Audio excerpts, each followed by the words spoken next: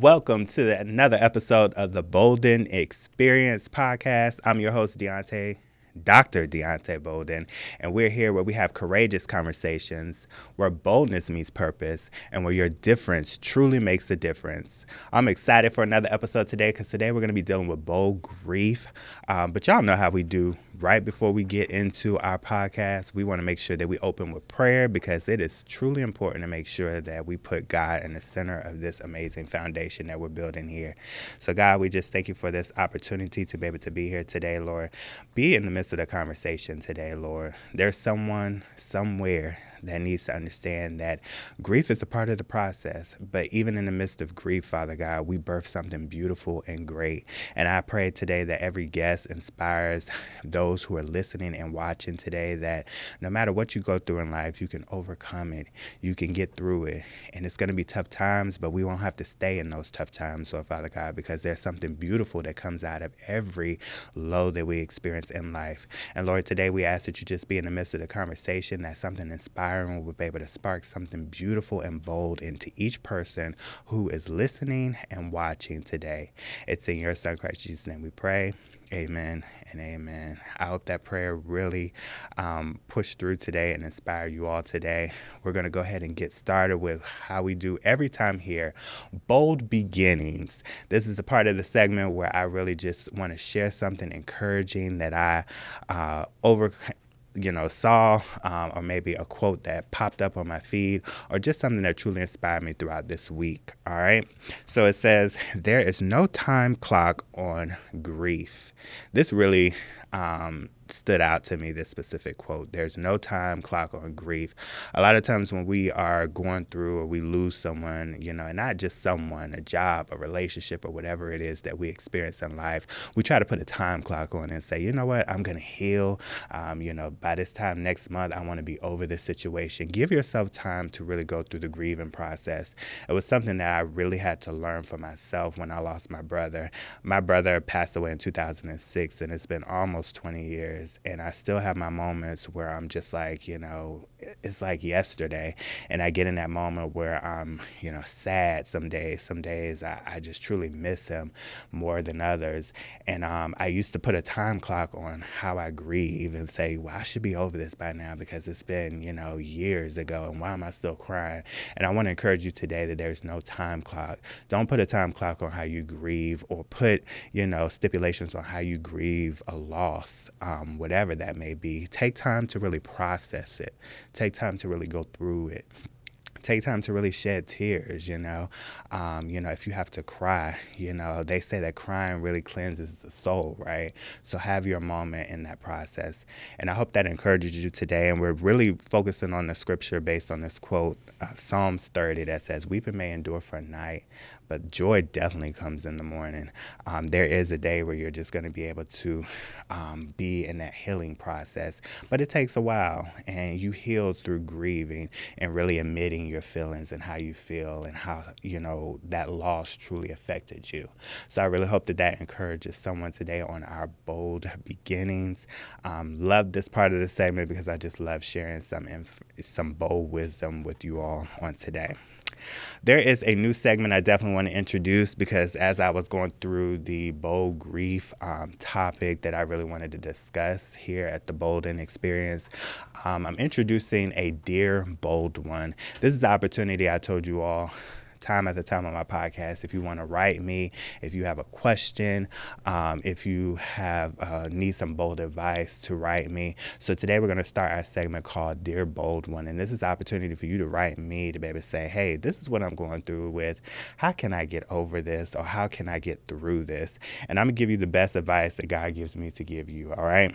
So today it starts out, and this is from Sarah, who is in Athens, Georgia. It says, Dear Deontay, Dr. Deontay, my mother passed away 4 years ago, and the ache of losing her feels like my world has stopped. Yet life continues to move on around me. Some mornings it's hard to breathe, stand, or believe that I will ever smile again. People told me that time heals all wounds, but the truth is it doesn't erase my pain.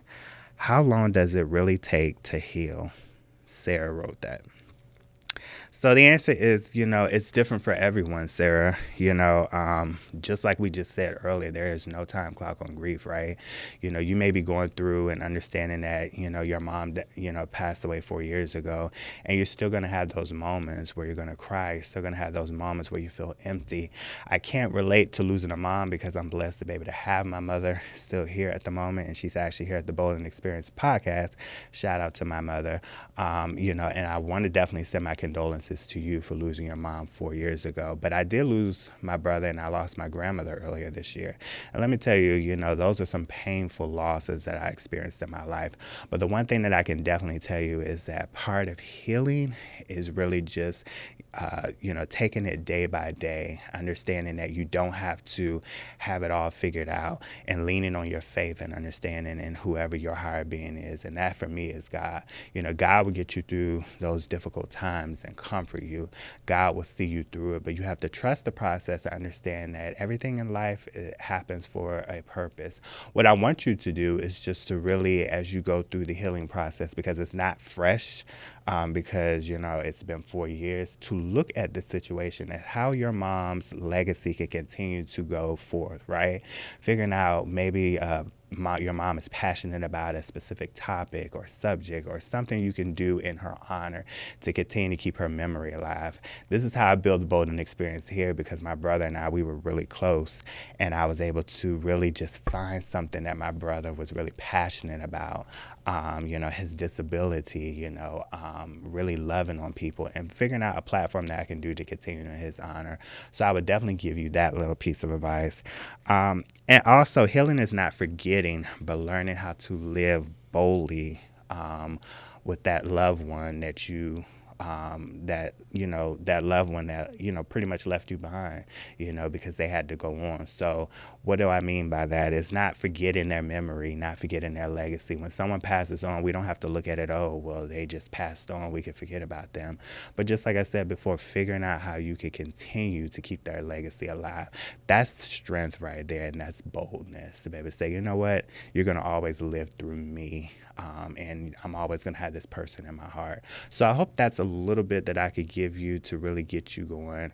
And we'll talk more as you continue to listen and watch in on this podcast, because I have some amazing guests here today who are going to really help to also give some tips on how you get through the grieving process, whether that's creatively or that's writing books, or if that's writing music that really helps to heal the soul. So I hope that helps with our dear bold one today, Sarah. I'm praying for you. I'm praying for your family, and that you would continue to push through and understanding that healing is a process. So don't beat yourself up for any day that you feel like you want to really grieve the loss of your mother, because you have every right to do so. All right, so that's our dear bold one. I'm just so honored that you all are just writing in and really supporting this podcast. But we're going to get into our first guest of the day, who I feel like he could definitely put the icing on the cake when it talks about grief, because his story really stood out to me. And I was like, I got to get this guy on here. And the beauty of it is that he submitted for another submission that I had. But I was like, he just needs his own segment, because there's so much beauty in what he is doing and so much boldness. So I'm going to read a little bit of his bio, and I'm going to bring him in on the conversation. He is the creator of Letters to Zachary, a powerful grief movement born from the sudden loss of his son in 2022. After 12 years as a stay-at-home dad and a medical caregiver for his two special needs children, he now shares his raw journey of grief to empower men to be vulnerable and help women understand the male emotional mind. With a growing community of nearly 2,000 grievers across social media, over 85 podcast appearances in 7 countries, and published work, including a grief coloring book, Jason is breaking barriers while giving a voice to the fathers and families navigating loss. So I am honored to talk to him today and have him on the Bolden Experience podcast. Mr. Jason Tuttle, how are you?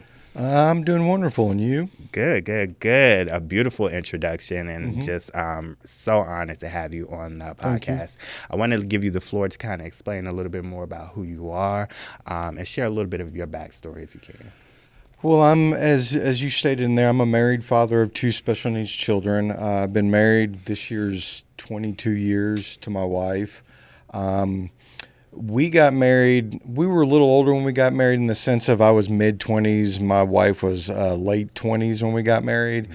So when we originally got married, we knew right off the bat is probably within about that first year we were going to start having kids, and because we wanted to move into that pretty quickly.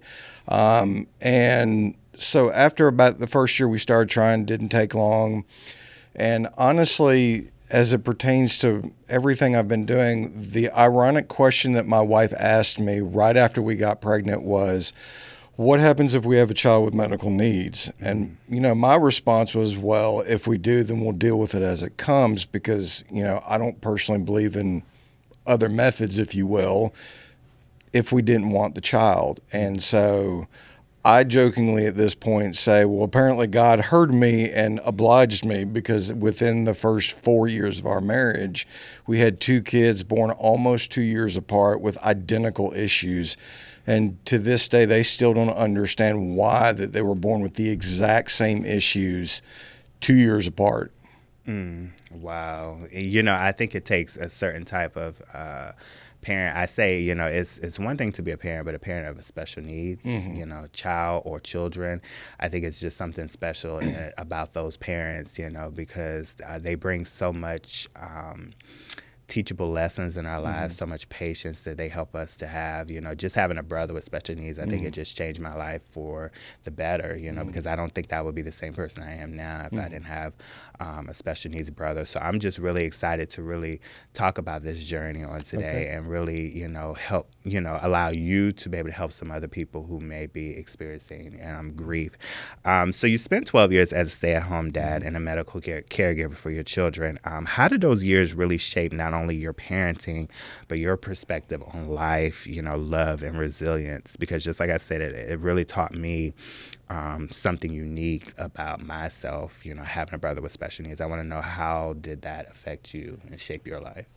Well, we know typically in the special needs community, I typically give the unsugar-coated version of it. It was difficult. It was a lot of trial and error in the beginning, because a lot of the issues that like my kids had, I knew about the main issues, but what they don't tell you about are some of the secondary issues that go along with those, core issues that they had.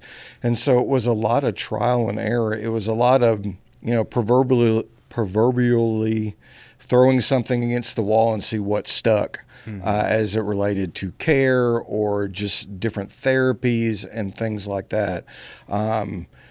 It definitely taught a lot of resiliency during those times, because with the combination of issues that my kids had, there was nobody in probably 1,000-mile radius that understood exactly what we were going through. Because my kids, both my son and daughter, had 4 issues that were all exactly the same, that were pretty common, that everybody knows about. But my son was also born with a rare condition that was 1 in 40,000 births at the time he was born. And very few people, even at CHOA and the hospitals in the area, there were several doctors that I had to explain to them what this was and kind of the gist of it as we were going through the process. So, there was a lot of research, a lot of just, internal frustration, just because I couldn't figure out what to do and how to do it. And, for that first 6 years of my son's life, we were in and out of the hospital literally every 6 months. Wow. And I know this can be a sensitive topic, so you just let me know as I go into it. Can you take us back to, of course, January 28, 2022, the day that you lost Zachary? What do you remember about the shift from devastation to deciding that you're going to create something so beautiful like Letters to Zachary? Can you take us on that journey of losing a son and then figuring out, well, how do you go from there? Because I can't imagine, losing a child. What was that experience like for you?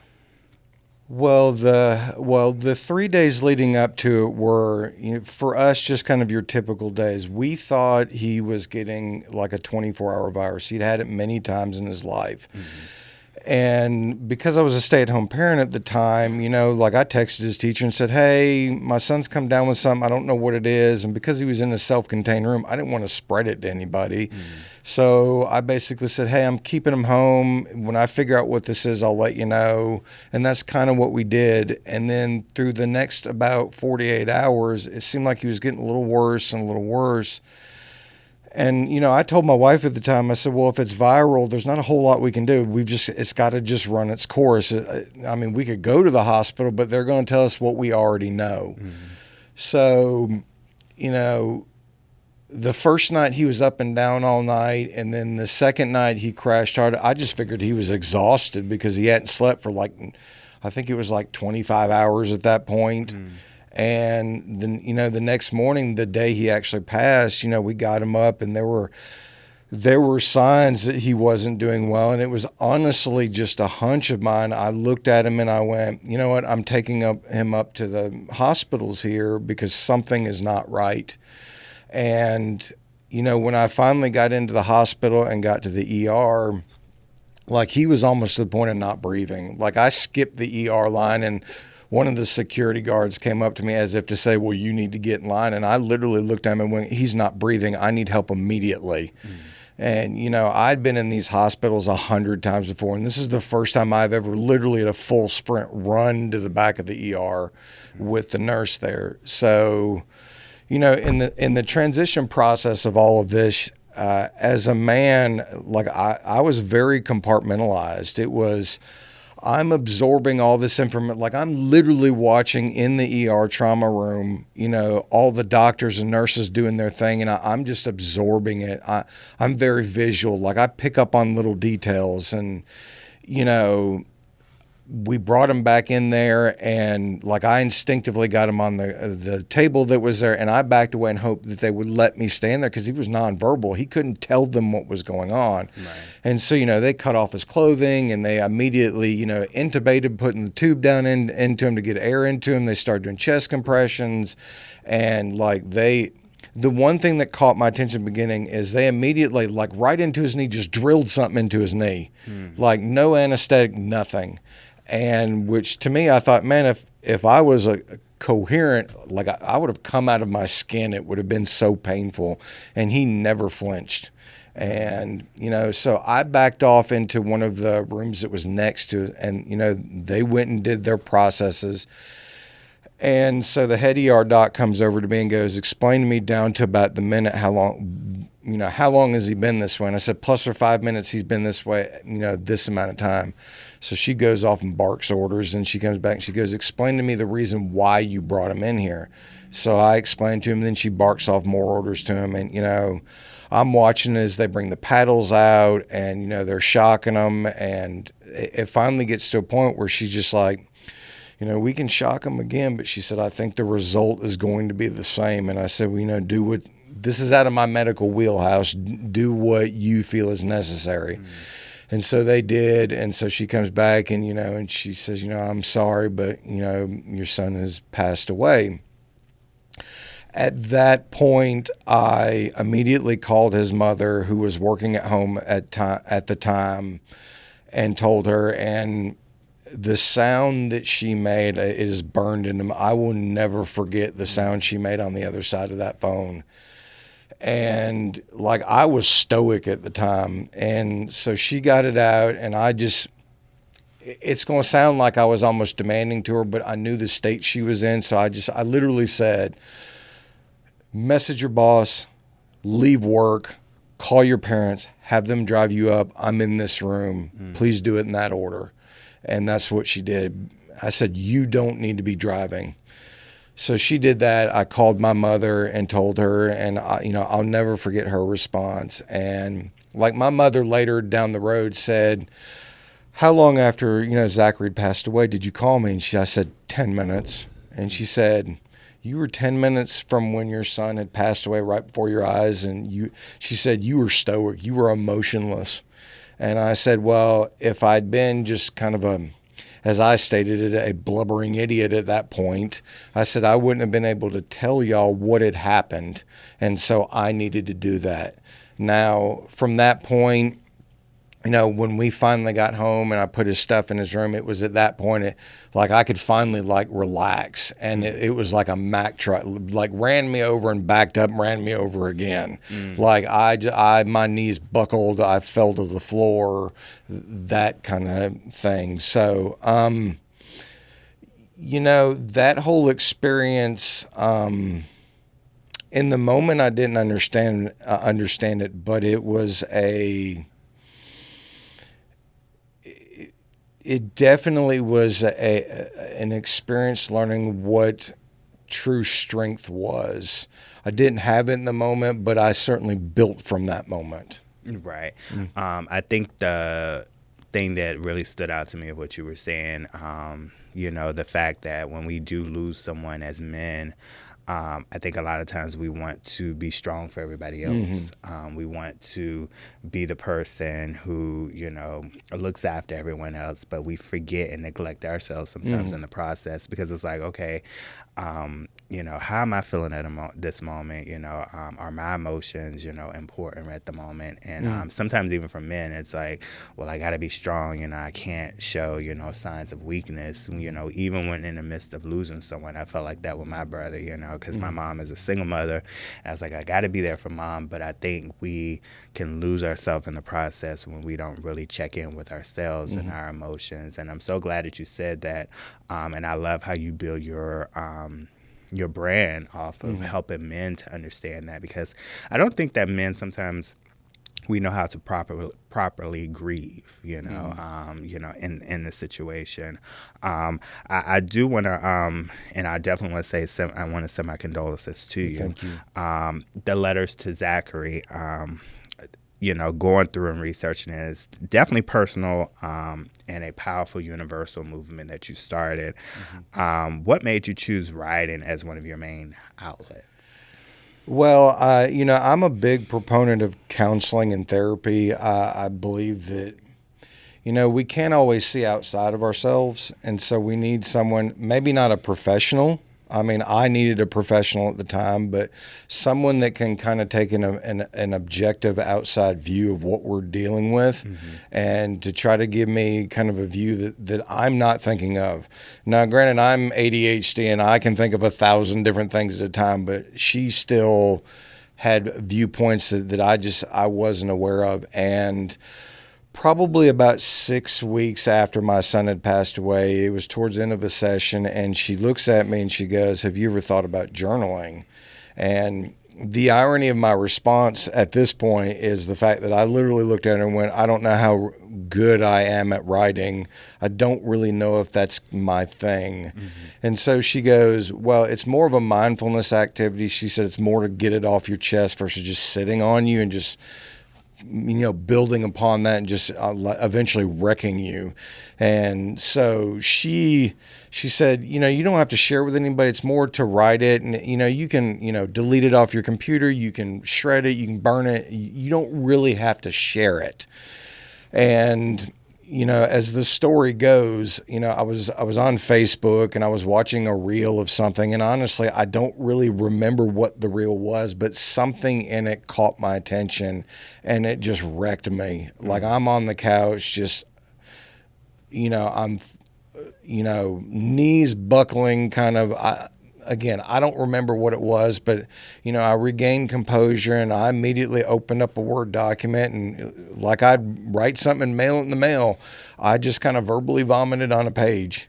And I wasn't planning on sharing it, but for whatever reason, I saved it on my computer, and everyone after that, I just threw it in a file and saved it, not realizing what I was going to do with it. I just saved it. And so, like everybody, when you go through something, you get on Facebook and you see if there's a group out there.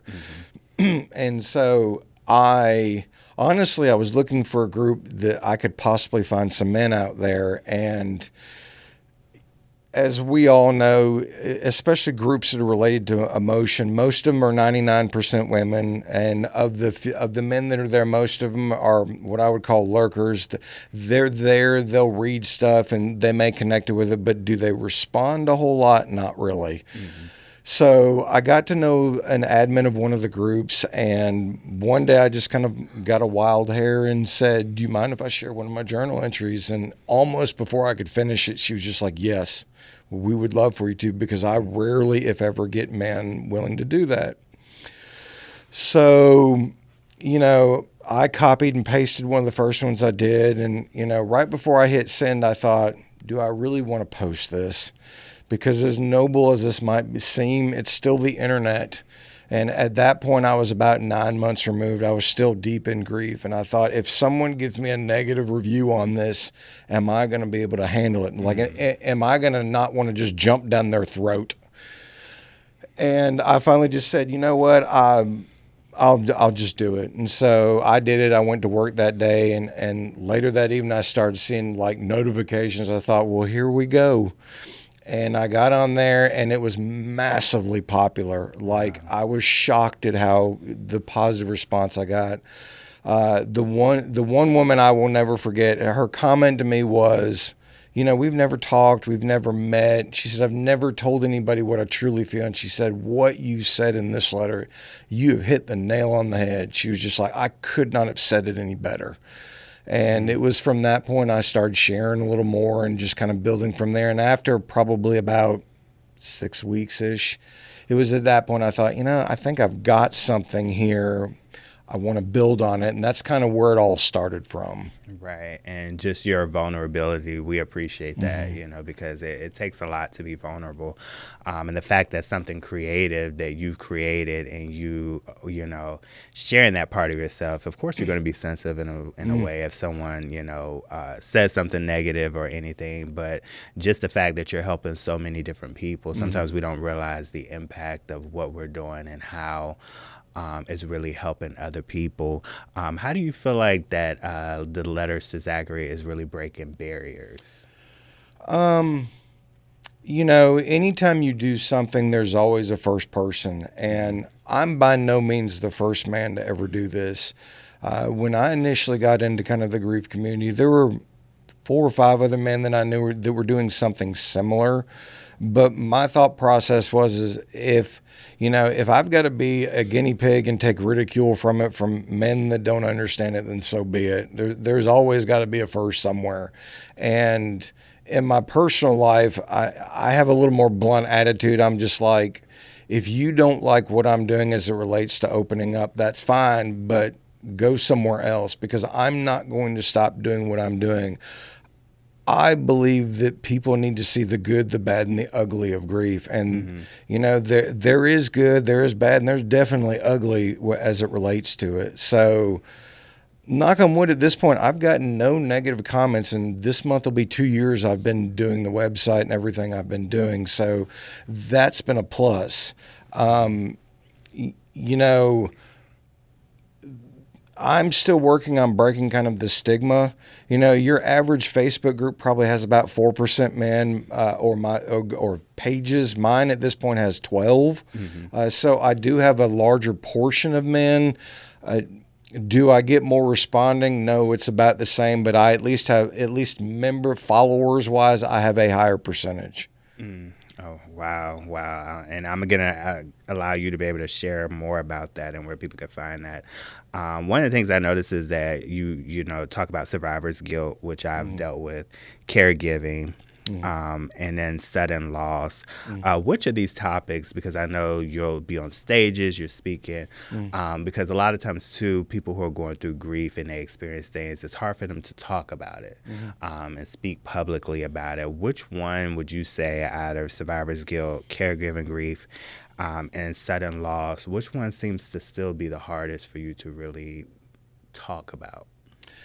It's a combination of probably survivor's guilt and caregiver grief, meaning I was and even still with my daughter, but my son's 24/7, 365 care. I was the one that got up in the middle of the night that rushed him to the hospital.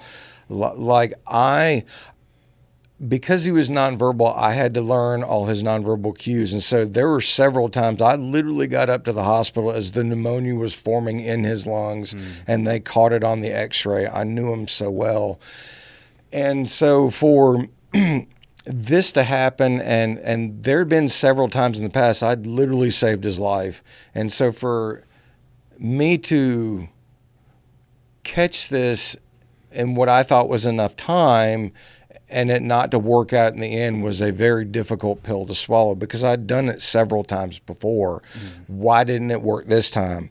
Now, ultimately, the issue that causes passing was essentially sepsis. And even like head ER doc said, even in the hospital, if we don't catch it fast enough, it goes from about a 50% fatality rate to like 97. It was a vast jump. Yeah. And she was just like, even if you'd have brought him in earlier this morning, the result would have been the same. And so that was a very difficult pill to swallow, that I was the one that always, when he was feeling bad, I always made him feel better. When he was not doing well, I always got him to the hospital. I was always the one that if I didn't know what to do, I got him to people that knew what they were doing to be able to help him. And it just didn't happen this time. Wow. So, when you think about Zachary's, you being his father, what do you want people to understand about his legacy? Because we talked earlier about really part of the grieving process is just really keeping one's legacy alive. What do you want people to know about it? Well, he dealt with insurmountable odds with grace literally every day of his life. He did it with a smile on his face, and nothing ever bothered him. In fact, because of his rare condition, early on in his life, I had to give him a catheter every 4 hours to drain his bladder. And so he got to a point where he just put his hands behind his head and look at me and go, let's get this show on the road, because, I got to go to the bathroom. And most guys in the physical sense, if you came at them with a catheter, they would go, what are you doing and why are you walking near me? And he was always just like, let's get this over with. And so nothing ever really bothered him. He never met a stranger. He always was his presence always changed a room. He was always very happy despite everything he was dealing with. And so, that's what I try to portray in doing Letters to Zachary, especially when all grievers, but a little more newer grievers come to my page and, they've got the weight of the world on them, to be able to give them some sense of normalcy, if you will, in the midst of just the hurricane that they're dealing with. Right. Putting the spotlight back on you, because you are an amazing father, an amazing human being. I would like to know, because I ask every guest, what makes you bold and what makes this movement bold, the Letters to Zachary? I'm at least trying to break the stigma for men that you are not going to lose your man card if you decide that you want to open up about emotion. Now, I jokingly say online all the time, am I expecting y'all to come and cry on my shoulder? No, that's not what I'm expecting. But what I am saying is you have to be able to find an outlet for yourself to be able to get it out. Because the biggest causes of fatality in men are stress and heart attacks related due to stress. And I can think of very few things that are more stressful or heart laden than losing a loved one. And I try to portray to men, I'm not, if you're not someone that's big on counseling, that's fine. You don't have to be, but you've got to find a situation to where you feel comfortable to open up. I know guys that like to work on cars. If you've got friends that you want to, while you're working on a car in a garage and you feel comfortable enough with them, that is a perfect opportunity. Right. Sports are big in the South. If you like sports, you can do it while you're watching sports. You don't have to be looking at each other face to face. And you just got to find that space to be able to feel comfortable enough to open up. Is right. What I'm trying to get men to understand. And you're doing a great job at it. And you already answered this question, because I think you're already in, but you could get deeper into it. I want you to leave some bold advice for men who may be grieving, or a grieving father who's listening, who really needs to who may be isolating themselves or feel like that, he doesn't know where to go right now, who lost someone or lost something in his life, what advice would you give to that father? Well, again, in the real world, I'm very blunt about things. And I tell people all the time, I said, despite what TV tells you, it sucks. It's terrible. It's the worst experience that you can go through.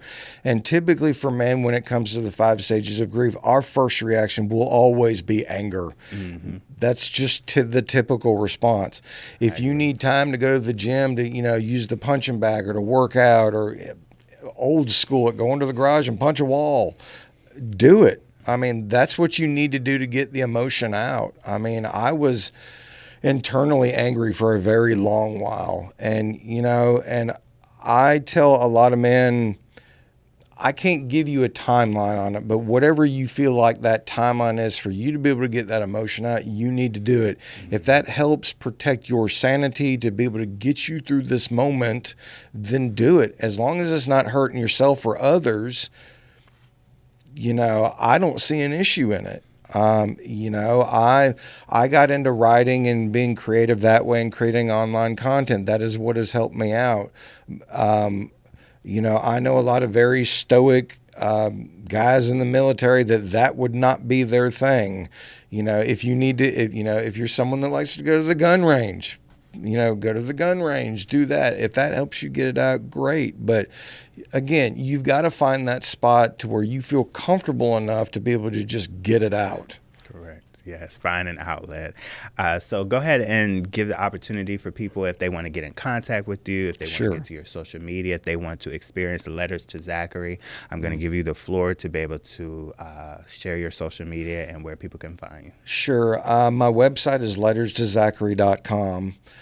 From there on the first page, you can scroll all the way down. I'm on Facebook, TikTok, Instagram, and Twitter. Facebook was the first page I did. So typically when I post, that's usually where things get posted first. Honestly, at my age, I never thought I'd be on TikTok, but here we are. Hey, I just recently got on there as well. So. But I've learned to where with my ADHD brain, I can do short form video and get random thoughts out to get people's reaction to it. And that's a lot of what I do on TikTok. So that's been a great outlet for me. As for the website, I've got where you can get to the Facebook page and the Facebook group, and I've got other media appearances I've been on there. As stated earlier on in this episode, I do have a grief coloring book. I think it's the 3rd section down. If someone's interested in that, I've got the link to Amazon. The coloring book is $14.99, if I remember correctly. So there's that, and there's an About Me section, and there's places where there's other grief resources you can go to. And like I typically put a post of the week on there. So there's a lot of different resources on there to people can get to use in the grief realm. If you want to get a hold of me, if you just scroll all the way to the bottom of that first pages, there's like a little thing you can fill out and it'll come directly to me. All righty. Well, you guys heard it from himself, the man himself. We appreciate you, Jason, for being here. Make sure you all go check out his website as well, and check out all the great content that he has and read his letters to Zachary. I definitely want to appreciate you so much and show my gratitude for you being on here today to share your story with me. I think you're just an incredible human being, and I'm honored to know you. We definitely will be connecting again soon because I think there's some things that we can do with letters to Zachary to really give to the world. So with that being said, you all, we're going to take a quick break, and then we're going to come back with another bold individual who is also sharing his boldness through creativity and music. Stay tuned. Welcome back to the Bolden Experience, and we're still having courageous conversations, and I have an amazing next bold guest who I am honored to have on to the Bolden Experience podcast. I've been following his journey for a while now, and I think his boldness is definitely worth being celebrated. So I'm going to read a little bit of his bio, and I'm going to bring him in, and we're going to talk briefly about his amazing career. He is a powerhouse vocalist, a songwriter, and a performer whose soulful sound has touched audiences worldwide.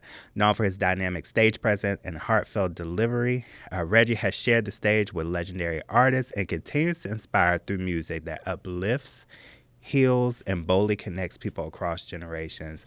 I'm excited because his latest single, Pick No Cotton, was released March 2025. Let's welcome the incomparable Reggie Boone. How you doing, brother? Doing great. Good, man. good. Doing It's good. good to have you on the podcast. Thanks for having me. Yes, I'm excited. So I want to talk about, because you have built a reputation as a powerhouse vocalist, and I was able to see you perform a few weeks ago. Yeah. When did you know that music was a calling for you? Was it something that happened in the midst of something that happened in your life? Take us on that journey. Very early age, of course. Going to church with grandma. Okay. And I started singing in church. I really did. I started singing in church, and it just took off, It just took off. Awesome. So who are some of your influences of people in music? Who are some bold musicians and performers that you pretty much have been inspired by? For sure, Marvin Gaye. Marvin Gaye is definitely the one I would say. I get Marvin Gaye from you. I see Yeah. Marvin Gaye every time I see you, Yes. especially the way you were moving on stage a few weeks ago. I was like, okay, I know Marvin Gaye definitely has Definitely his. Marvin. But there are a few, Sam Cooke, Al Green, I guess all of them from that era. Have you got a chance to meet any? Well, of course, Al Green. Have you met? No, No. I never met Al. We know Marvin is gone. Yes. Sam was gone. Yes. I was Before going I to say was that. born, I think. Yes. Rest in peace to them both. Yeah. Your latest single, Pick No Cotton, it Yeah. carries a bold and powerful title. What inspired this song, your latest single that you have out now? This song was written by a guy, Tom Davis, and they called my management up, say, hey, we got a song. We'd like to know if, Reggie would like to remake the song. And they sent the song to me. I read it, took a listen to it. I said, yeah, I like the song. It's a soul blues thing. Everybody can identify with picking cotton, and it's fun. That was the main thing. It's a fun song. It is. So I said, yeah, I'll give it a try. So we recorded it, and the rest is history. What message do you want people to take away when they hear the song, or even just hear your music? What's a bold message that you want people to get from your music? That particular song was, like I said, a fun song to dance to. But the concept of the song is, I've never picked no cotton, but I worked my what off to get what I got. Right. But my other music as well is my music is to inspire, uplift. I've always said that I would make music that would inspire all men, women, and children, to love God and to love one another. And you've done that, and you've definitely done that. And music has the power to heal. How has making and creating music healed you personally? We talk about grief today and getting through tough situations in life. How has music done that for you? Music is joy for me. Once I had to get to that point to understand that music had that effect on me. And once I reached that, as I got older, and began to understand that music really brings joy for me. It really takes away the pain. It shows my creativity, and then it also helps me to share with the world, the talent that God has given me. And through all that, what I get out of it is the joy that it brings me, my soul, my spirit, and the smile too. Now, can't lie. People say, go Reggie, go Reggie. Yeah, you put a smile on my face when I saw you perform. You share stages with legendary artists. Is there anyone that you can name that you've actually shared some stages with? Felton Pilot. Okay. The legendary Felton Pilot. Confunction. As a matter of fact, they're still relevant and working today. I've worked with Felton over 10 years now. He's produced my whole album in the last 10 years. But then there's so many, man. I've graced the stage. Regina Bell. There's so many, man. You forget while you're out there. Anyone that's memorable to you, like in your career, that you were just like, wow, I'm sharing the stage with this artist? Well, Felton was one of them for sure, and I never shared the stage with him though, but I've worked with them. Okay, just working with them is just a Yeah, blessing. I've worked with them, but there's another one that Karen White. We've been on the same stages before. I met her. Slave, the group Slave,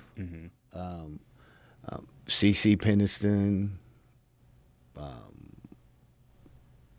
few more. You're a bold musician. Yeah, man. So here we talk a lot about the successes, but the story behind success. What are some setbacks? You know, you've been in this career for a long time. What are some setbacks or things, obstacles that you had to overcome to really get to where you are right now that you would like to share?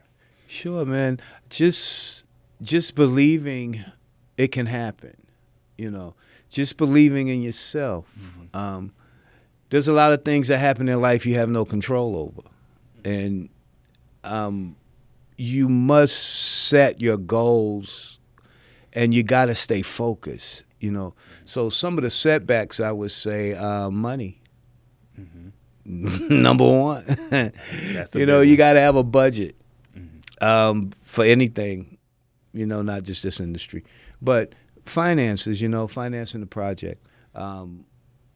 Health, you know, your health. You got to stay healthy, man.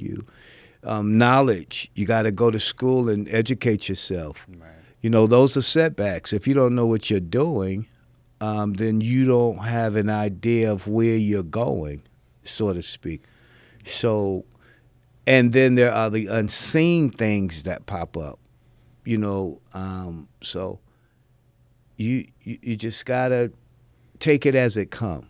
Right. Take it as it come and deal with it. I love the biggest thing you said is taking care of yourself. You know, that's important because we want to be successful and we want to be creative. But if you're not taking care of the temple that God gave you, then you're not going to be able to keep up with the demands of life and what is needed of you. Yeah, you won't. Yes. When you look back over your career, you know, as an entertainer, you know, what do you want your legacy to be as you continue to move forward in your career? And, you know, years when we're long gone because we all have our expiration date. Yes. What do you want people to say about Reggie Boone? I really want them to say, you know, Reggie was a great father. First. And Reggie really cared about people. You know, he's very genuine. He was a very, very genuine guy. And if there was anything he can do to help you, he would do it. Reggie always has something uplifting for you. Always got something nice to say to you. Always telling you and inspiring you to trust God. Trust God. That's a big one. Trusting God. Trust God. After that. You know, there's a lot of musicians out here, young ones that are coming up. And music has changed over the years. What advice would you give to someone who really wants to make it in the music industry? First, I'll say trust God. That's a good one. Keep the faith and trust in God. Never give up. Never give up. Never give up. Those are the two main things. And stay focused.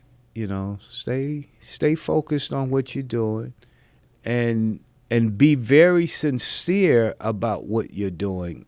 You know, don't play because people don't have time to waste. You know, so know what you want, lock in on it, and do it. And be sure of yourself. Absolutely. Right. I love that. And what makes Reggie bold? Reggie is bold because Reggie has no fear. God makes Reggie bold because I can do all things through Christ who strengthens me. And I truly believe that. And that indeed you have. Go ahead and share your social media where people can find you, find your singles so they can support you. And any upcoming events, if you have a performance, let the audience know as well. Okay. Mine's is easy. Real Reggie Boone across all platforms. Facebook, what's the other? Instagram. My kids, as by the way, my grandkids help me out with all the social media stuff.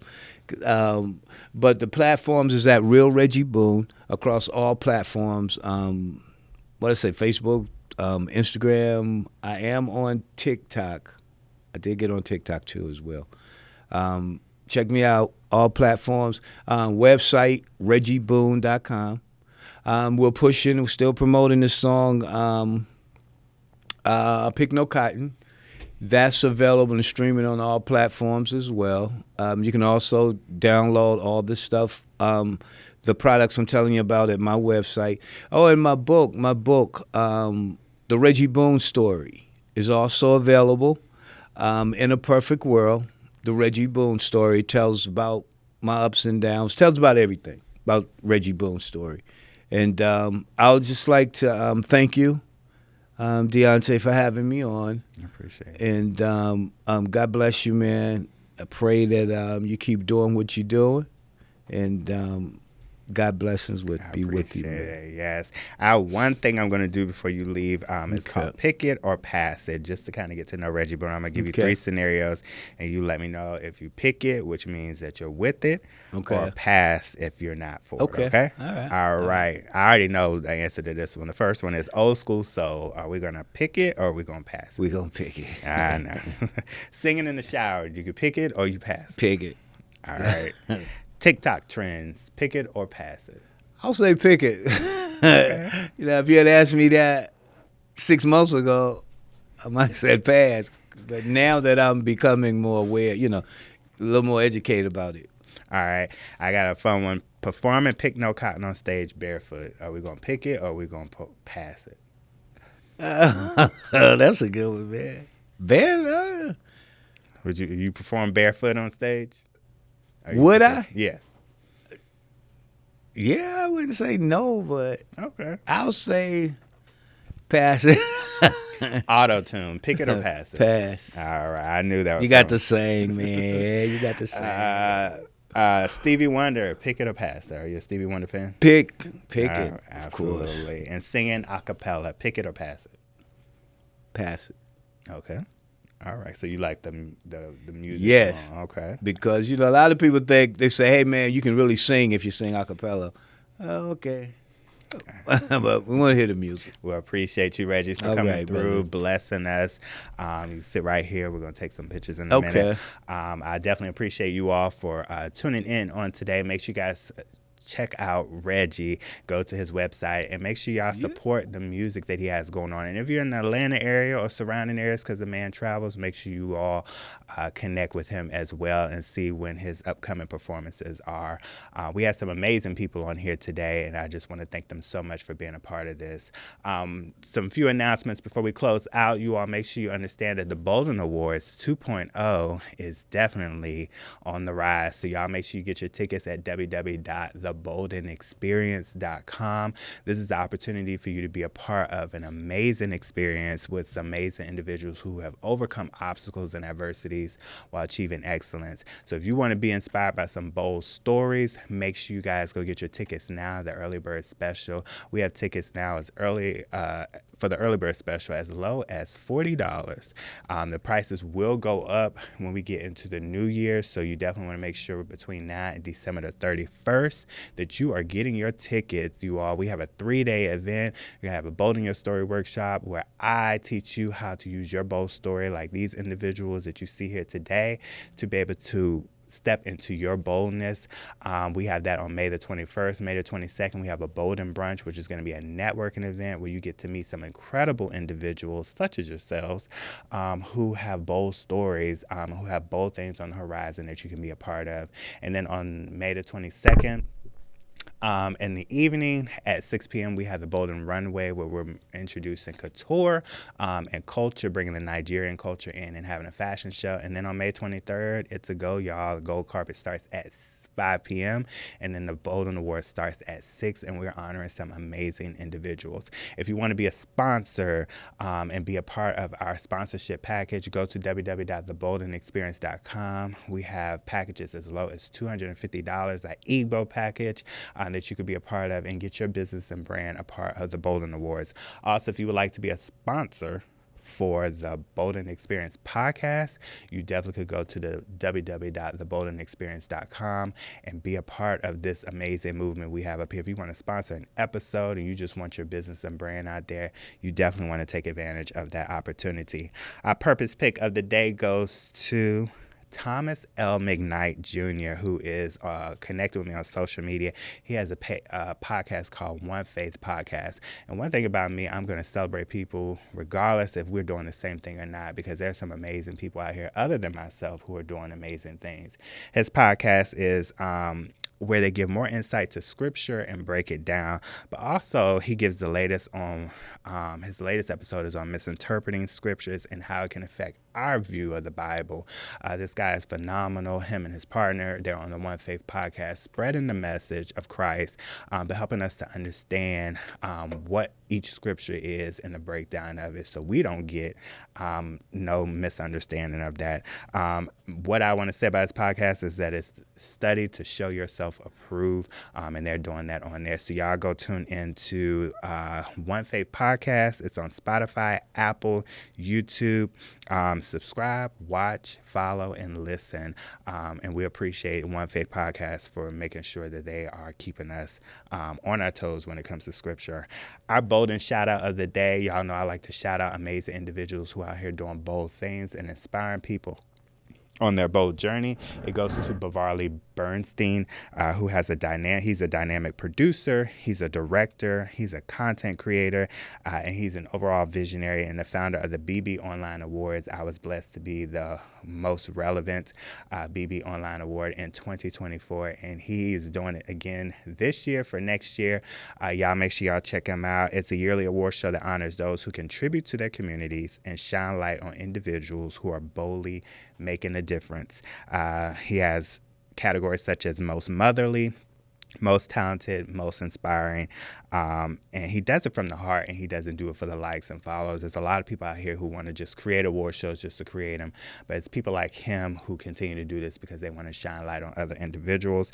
So check him out at Bavarley on Instagram and Bavarley Bernstein on Facebook, and follow the BB Online Awards.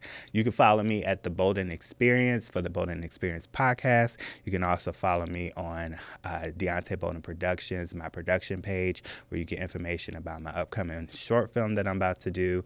Also my books, which are up here displayed as well. The Bolden Blueprint, Purpose Pains, Differently Able, all that you can find on my production page, and more information about the Bolden Awards. So follow the podcast at The Bolden Experience.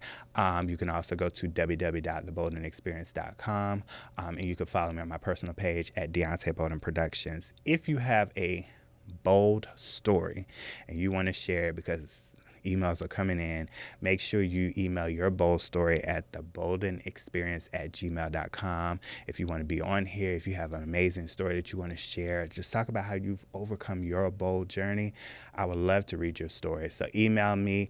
Make sure you put in the subject line, be a bold guest, and me and my team will read and assess your story and see when we can bring you onto the podcast.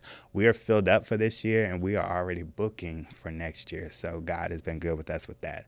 My bold challenge for you all is to forgive someone you've held on anger towards.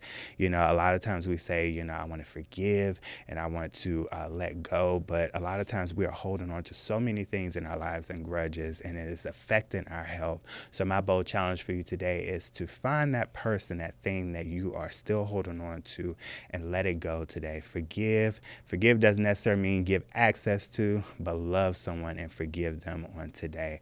That is my bold challenge for you all. And with that being said, I thank you all so much. Again, thank you, Reggie, and thank you, Jason, for being on this amazing podcast. You brothers definitely inspired me on today. I'll see y'all on the next one, but until then, be bold, be brave, and amplify your bold voice so the world has no choice but to experience your greatness. I'll see y'all on the next episode.